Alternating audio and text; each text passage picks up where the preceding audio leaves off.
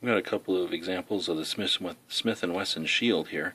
You can see this one's obviously a little older.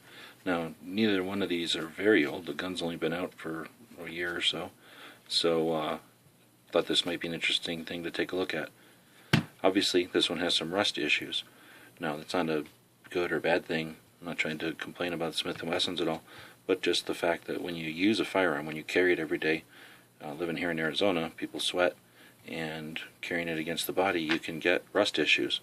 So I thought I would put a brand new one out of the box and then this rusty one next to each other to kind of compare them and see some of the spots where you can have some issues. And you can see the telltale orange, deposits from the rust. With this one, you push the mag release in and it doesn't necessarily spring back. That spring has some issues. You can see with rust, the rear sight almost completely obscured. You can still use the notch, of course, but the dots are almost gone.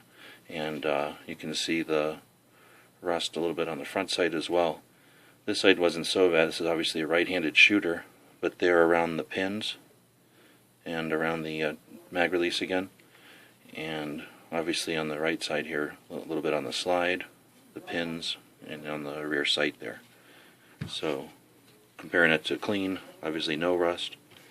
And this is something that periodic maintenance could maybe protect against, or maybe painting it. There's a lot of Cerakotes and various protective finishes that could solve issues like this as well.